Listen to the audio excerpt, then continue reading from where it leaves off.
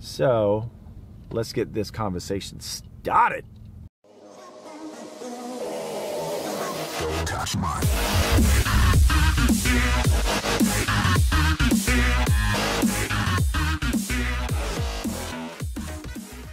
Hey guys, good morning. It is Thursday. We are on the way to meet a property manager for the first time for a property that we got. If you guys follow us on Instagram, a while back we posted a picture on this huge property. It's a 40-acre condo association that we got. But then it turned out that I guess it was spoke too soon. The people that thought that we had it turned out we didn't have it. So, I ended up deleting that picture, and I did have a bunch of guys ask me about it. So anyway, what had happened was, so they went through this, huge thing and had to switch out these management companies, all this stuff. We thought that we didn't have it anymore. So, and I normally don't do this, but I was so convinced that we didn't have it, I deleted all of the folders, all of the work that we did, bidding, like everything. I deleted all of it. So, and normally I don't do that, and I recommend you do not do that unless it's been a good, I would say a year, because 6 months later you can get a call. So this is 3 months later we get a call. So I get a call last Friday saying, hey, this is so-and-so, blah, blah, blah. Would like to have you out to go over the contract. And I was just like, oh, so we got the place. And they're like, yeah, blah, blah, blah. It's like, oh, this is awesome, cool. So it's a really big property. It's 40 acres. I did tell them this thing is so big, man. And the way that it's spread out, it really needs to be 2 days, not 1 day. But we're just going to start off with 1 day for now. They've, and we'll just have to break it up in sections. And, we can't have 20 guys out there, you know what I mean? So we have to have limited staff out there, 7 dudes, out there. And that's about average what we do. And we don't do any more than that. If we do, then, the budget just needs to be much bigger to bring more guys onto the property. So we're going to get this done in 1 day. We'll end up breaking it up in pieces. Which is awesome, because that puts us, on another large property, which is really cool. And which brings me, so anyways, we're gonna go meet them. I'll let you guys know how it goes after that. So that brings me to a subject that I thought about this morning and I want to talk to you guys about. All right. So I just left the meeting. They were great. So in the beginning, it was kind of funny because there's a little bit of apprehension about, relieving the current company and all that stuff, and bringing us on. Long story short, at the end, they loved me. I liked them a lot. We clicked, we laughed, we told some stories. So this meeting didn't only go well, it also led to, by the end of it, them giving us an address because they want us to look at another property to take over. So that was really awesome. And that right there just comes from just being yourself, guys and girls. Just be yourself. Don't be afraid. Don't put on this, I gotta be businessy. Well, listen here. At the end of the day, things just become too complicated and they're over-explained. When you're trying to just impress somebody by language, it's not gonna work, I notice, in this industry as much. Not anymore. It used to, but I think, like I've said, the nostalgia of a small owned, or not a massive, but owner-operated business is back. It's back in town. It's back in style. But they were really cool, though. It was really neat to have a meeting turn into an opportunity for just another property. It was awesome. That was so cool. And like I said, that came from a little bit of ink in the beginning to, just laughing and having a good time and relating to one another, related to them. We talked about things that maybe you normally wouldn't talk about meeting a management company or a homeowner for the first time. But that's important. I want you guys to understand that I'm telling you what I do. It works. You know what I'm saying? It works, and I don't do it on purpose. I just go into a meeting and I go, hey, I'm just going to have fun. I'm going to talk, and if they like me, cool, and if they don't, that sucks, but there's nothing I can do about it. That mentality wins us properties all the time, and just be yourself, man. Just have a good time, Don't be stressed out. Don't go in these things being overly nervous, and if you are, say, hey, I'm sorry, I'm just really nervous, and that's okay. Relate to people. It works in the commercial lawn maintenance and landscaping arena, okay? I'm going to tell you that relationships, I keep barking on this, having a relationship instead of keeping this office-oriented relationship, corporation, working for a corporation, doesn't work, man. You know what I'm saying? So just go in there, have a good time. Don't be afraid to just be yourself and talk business at the same time. All right, y'all. Now I got to go meet another board member for a different meeting, but we gonna have some breakfast. Yeah, we gonna have some food. Yeah. So what I want to talk about is very simple question. How much is too much? How much business is too much business for you? This question and this answer is going to mean totally different things for every single person. So what is your goal? Where do you want to end up? What do you want to do? This is something that I talk about. This is something I contemplate. This is something that really dictates what I end up striving to do. For us, Leah and I, sometimes she thinks that I'm crazy, but I have a goal in mind. You know what I'm saying? Like, I have a goal. I'll tell you guys, listen, my goal is to not make, because I think that would just be more than I want. But my goal is to invoice $1 million annually. That is my goal. So I, have to do a lot of work to get to that place and to meet that goal. But that's what I want to do. That's my goal.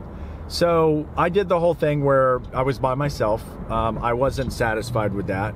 I wanted more. Nothing wrong with that. Nothing wrong with wanting more.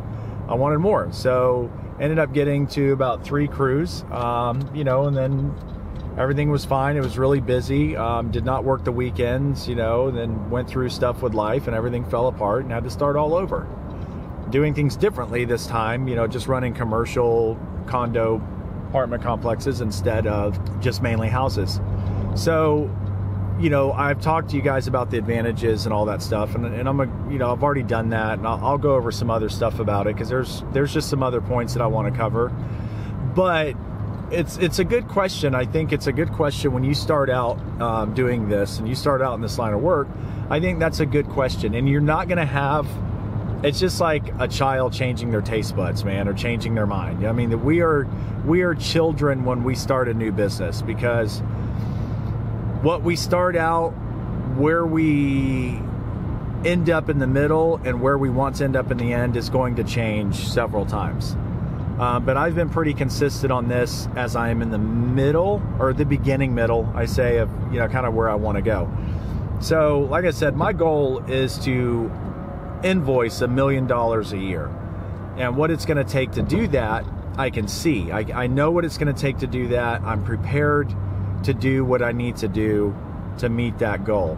Now, I think given where we're at right now and knowing what it would take to meet that goal isn't going to be far off, and it's something that I want to do, and I know how to do it, what it's going to take to do it, what it's going to take to maintain it.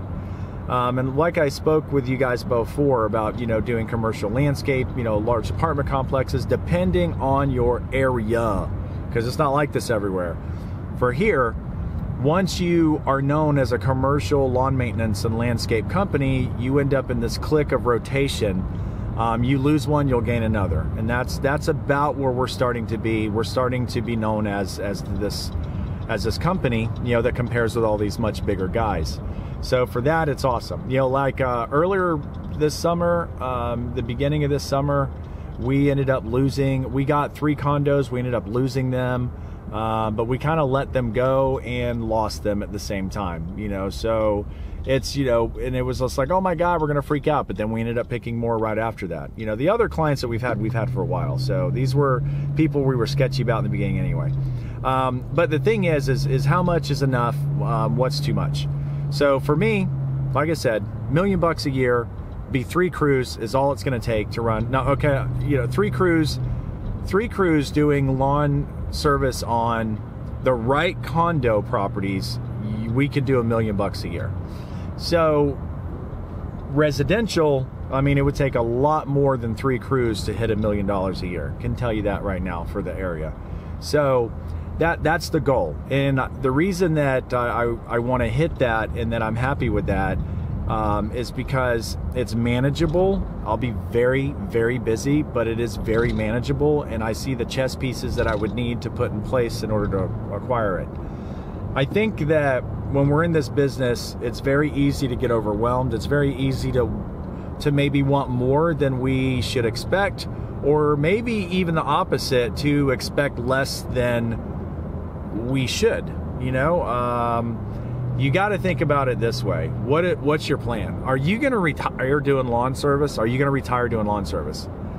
I can tell you that unless you are very smart with your money, you invest it, you put it away, that just doing it by yourself, if you have a big family or a family and you rely solely just on that income as retirement, I mean, it's not a dig at anyone. This is, why I have, developed the mentality I have, is it's not really gonna probably suffice, you know what I mean? Unless you're gonna end up being, a 78, 85-year-old dude who sits at home while the crew's out working, you know what I'm saying? Or tries to do what you can do while they're working, you know what I mean? But then you're doing that for the rest of your life, bros. You are just in this endless thing forever, and you never get a break, and you die doing it. I don't want to die doing it. Now, can you successfully retire as a solo operator? Hands down, yes, you can. If you're very smart with your money, you know how to do it. You can make so much money being a solo guy. It's ridiculous, dude. You can make tons of money. But what you have to be more just more particular about is how you spend your money, obviously. You want to start looking at ways that you can invest your money to produce you, retirement, you know what I mean?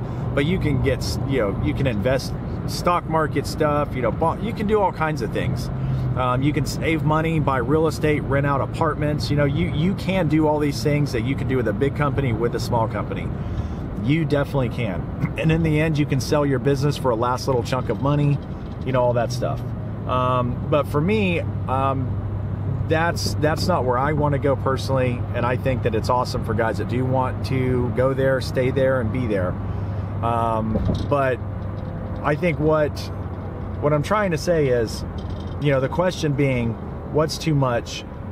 What's too little? For me, that's going to end up being too little, because I am in an area that just provides so much more possibility. You know what I mean? It's so much more. Now, of course, a lot of you guys live in areas where you just $1 million a year, to do in lawn service is just going to be ridiculously unrealistic. There's hundreds of thousands of areas and cities where that's just never going to be a possibility.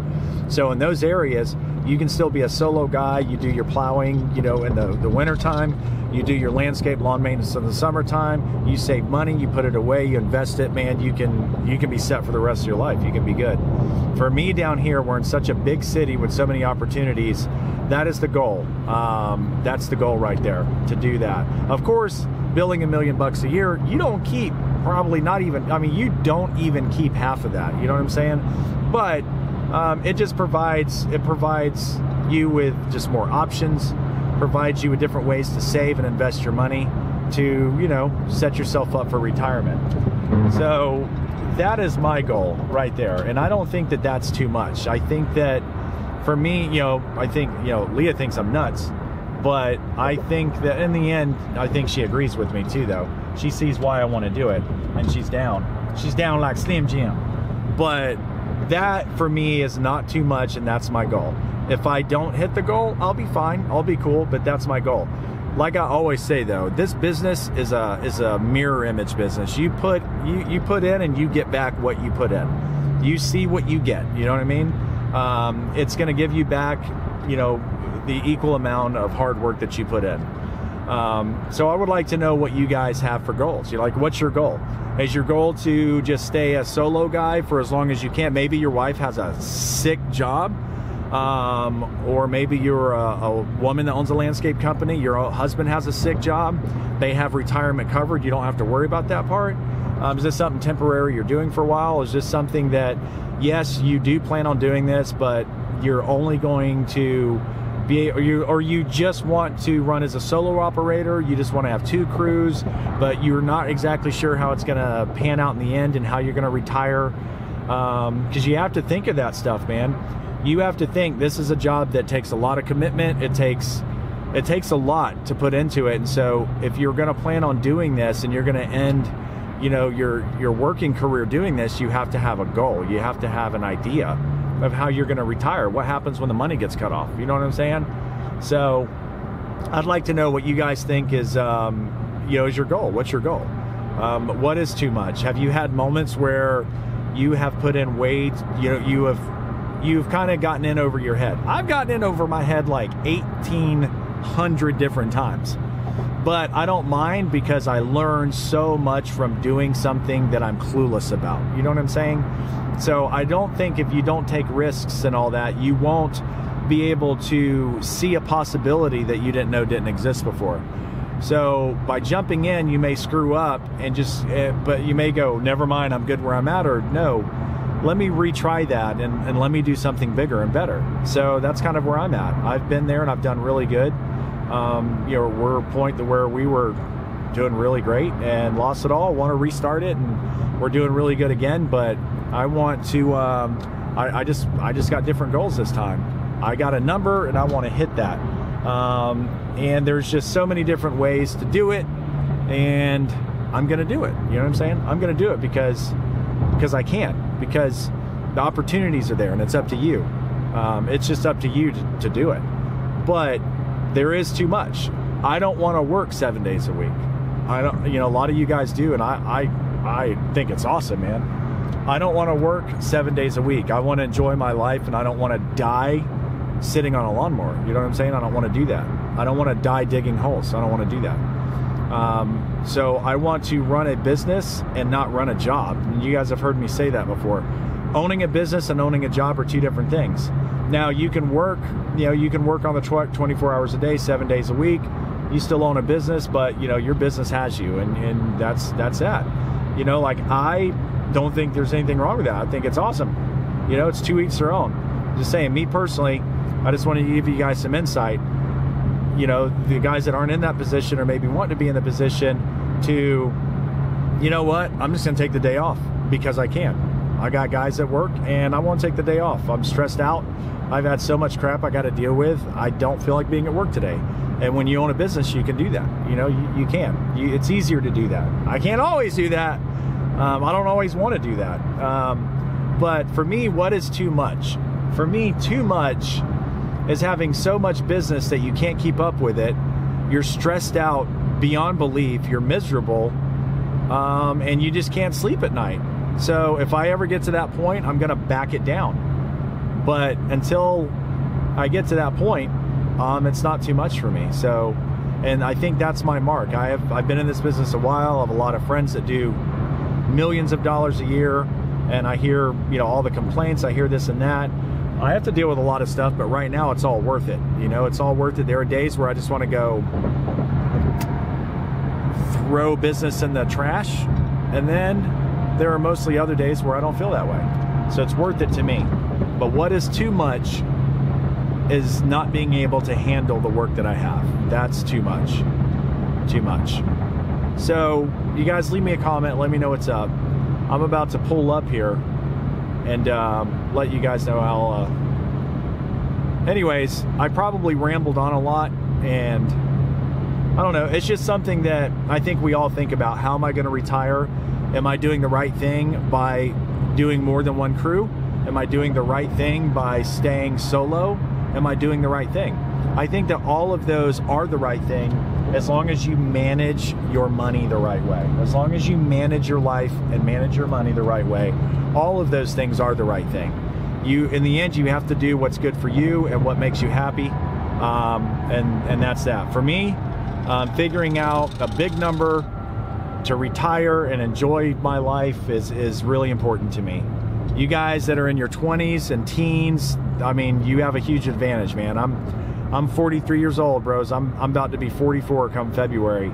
And so you start thinking differently when you hit your 40s, man. I'll tell you that right now. Your priorities start changing, your ideas start changing, your thought process starts becoming different. you don't get scared so much as you start worrying about what you're gonna do. Like your retirement's around the corner. Am I gonna be stuck riding a mower for the rest of my life, stuck digging holes, you know, until I'm 90 years old, just so I can pay my bills? I got to think about that stuff, man. And that's kind of why I have the mentality that I personally do about it right now. So let me know what you guys think, where you want to be, where you want to go, where are you at right now, where are you stuck? You know, again, like I said, let's all help each other out. Leave a comment. Maybe somebody else reading comments will read your comment, say, dude, I was in that same predicament. Here's what I did to help fix this or that. Again, man, this entire whole YouTube community for me is about helping each other out. You guys leave a comment. Like I said, what's too much? What's too little for you? What are you trying to do about it? Are you stuck right now? You know what I'm saying? Are you stuck? Do you need help? Let's help each other out. What's too much, guys? What's too much? What's too much for me?